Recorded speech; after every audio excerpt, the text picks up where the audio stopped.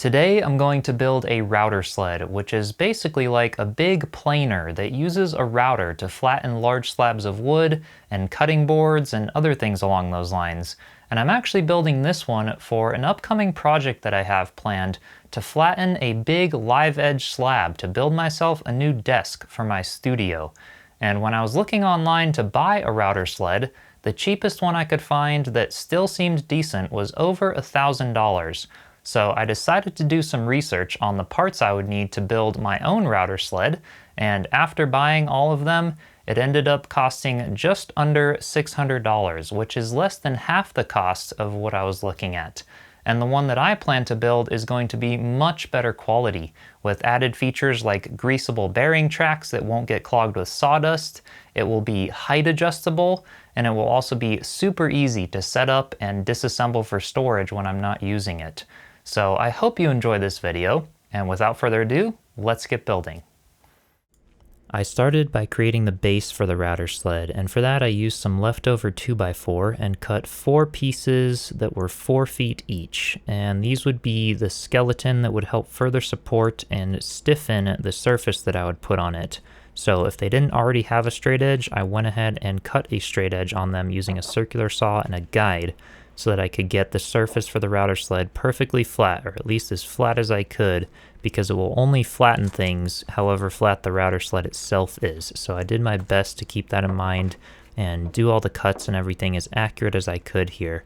And then for the base, I'm just using some MDF pieces that I had left over, and I spaced them out a little bit to essentially create a 4-foot by 8-foot surface there.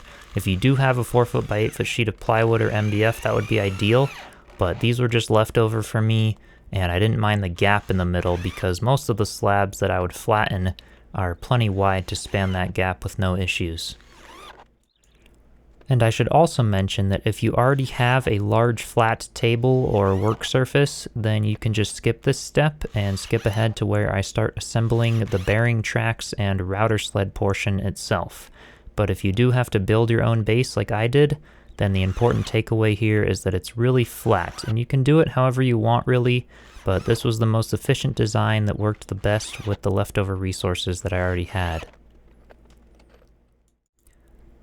Once everything was screwed in and the base was complete, I drew 2 lines about 1 inch away from each of the 8-foot sides of the base, making sure that they were parallel with each other. And then I took a 1/4 inch drill bit and drilled a series of holes down each of the lines, and these would be used to feed an M5 by 30 millimeter bolt up through the bottom and then thread a T-nut on the top. So I did this for each of the holes, just kind of loosely threading the T-nut on the top of each one, and these would be used to secure the long aluminum extrusions. These extrusions are 1.5 inches by 3 inches by 89 inches long, and I basically just lined them up with each of the T-nuts and then slid them down each side of the base, before then tightening down each bolt to secure them into place.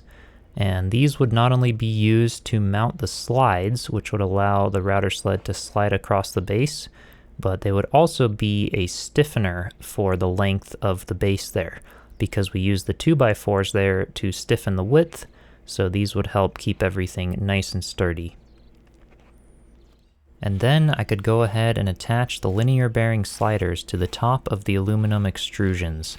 And these are the HGR20 linear bearings, and I got them in the 2200 millimeter length, which was the longest I could find for a reasonable price, and they won't quite span the 89 inches of the aluminum extrusions, but they'll come pretty close, and they will definitely be long enough for what I need.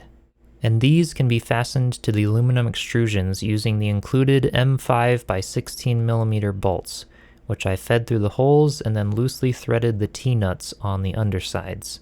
And I spaced the bolts about 4 holes apart on each of the linear bearing tracks, and that was how many were included with the tracks. And that felt about right to have enough clamping pressure and have enough of them to hold the track securely to the aluminum. And the aluminum played a crucial role in keeping that track nice and straight.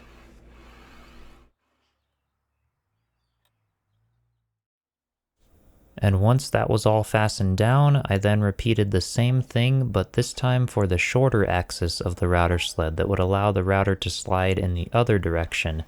And for that, I used aluminum extrusions that were 1.5 inch by 1.5 inch by 4 feet long. And then I fastened down 1200 millimeter HGR20 bearings to them, rather than the 2200 millimeter ones that we used for the longer axis. And then it was time to figure out the best way to mount these to the longer bearing tracks. So I took out the drill press with a 1/4 inch drill bit, as well as 2 pieces of aluminum that were 2 inches by 1/4 inch thick by 12 inches long, and these would be used to make the custom mounting brackets for the bearing tracks. I marked and drilled a series of 6 holes on each end of the mounting brackets, and these would line up with the bearings and allow the screws to go through to mount everything in place.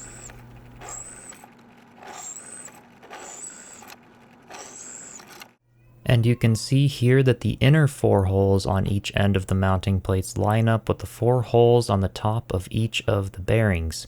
And then to mount them, I'm using these M5 by 10 millimeter screws.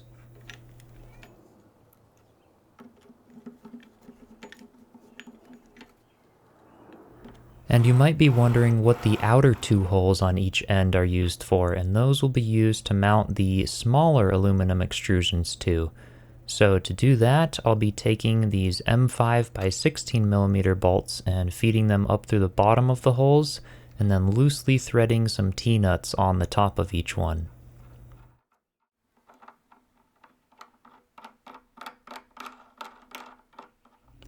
I repeated the same thing for the other side, and then I could go ahead and attach the shorter aluminum extrusions.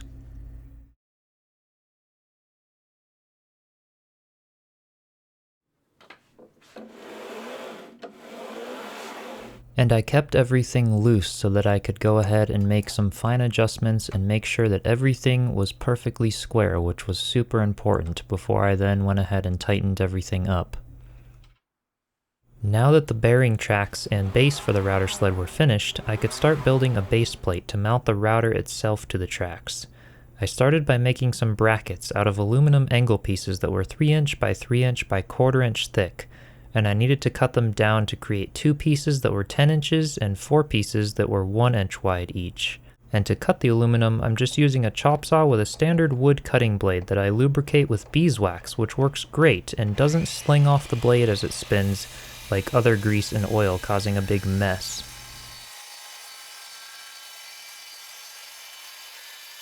And as you can see, the saw just butters right through the aluminum, and I've done many cuts like this and never had to replace the blade, so don't worry about it dulling too quickly since aluminum is a very soft metal.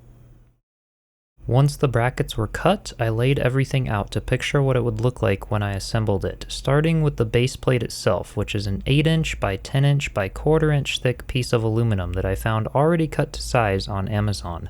And the 4 1-inch brackets will be used to mount that base plate to the longer 10-inch brackets, which will mount directly to the bearings on the tracks.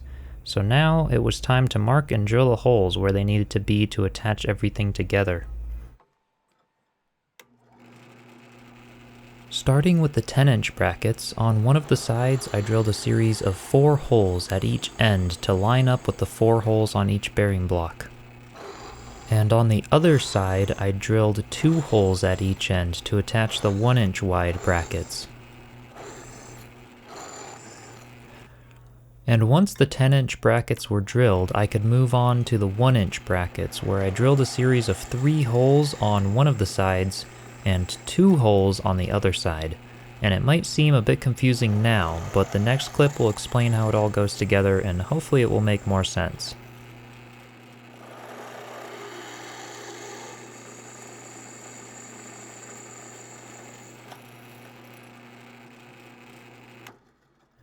So here we go. Now that the holes are drilled, I can attach the 1-inch brackets to the 10-inch brackets using some leftover M5 by 30mm screws with washers and lock nuts. And you can see here how it all lines up.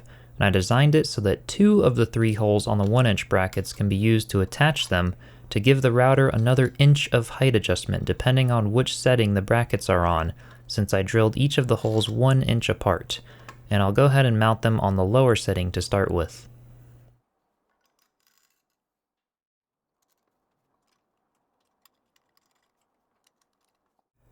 Now that the brackets are made and fully assembled, I can attach them to the bearings, and for that I'm using more of the M5 by 10mm screws, starting by hand threading each of them into place and then tightening them in a crisscross pattern with the Allen wrench, just enough so they won't come loose from the vibrations of the router. And if you're planning on setting this up permanently in your shop, I do recommend using blue Loctite on the threads. I could then get to work on building the base plate, where I started by marking and drilling 3 holes that will line up with the holes on the base of the router in order to mount it.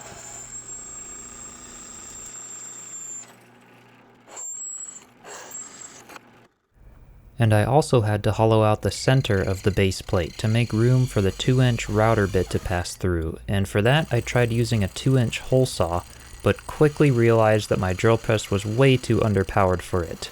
So I resorted to using my scroll saw instead with a small wood blade, which went pretty slow but worked out perfectly. So here is the finished base plate, ready to be mounted to the brackets, and rather than measuring, I decided to temporarily clamp it to the brackets to hold it in place while I traced the hole locations for the screws, so I could be sure they were in the exact spots to line up and allow the bearings to slide smoothly once it was fully assembled, since I was, after all, building it by hand and not with a precision CNC. And then I could go ahead and drill the holes, and I don't show it on camera, but before drilling I use a punch and hammer to create little divots in the aluminum to guide the drill bit so it doesn't walk around on me and accidentally drill off center. And I'm using some leftover M5 by 30mm screws with washers and lock nuts to mount the plate to the brackets. So here it is fully assembled on the lower setting, and here it is on the highest setting, and I'm really happy to have that extra inch of height adjustment, which I think will come in handy, especially for thicker slabs. And after mounting the router, this router sled is now finished and ready to do some projects with, and I think it turned out perfectly. It all slides around nice and smooth, and I think it'll give a much flatter and better result than something cheaply made from plywood. So with that, I hope you enjoyed this video, and be sure to subscribe and stay tuned for my next video, where I will be using this router sled to flatten a big live edge maple slab to build myself a new desk for my home studio.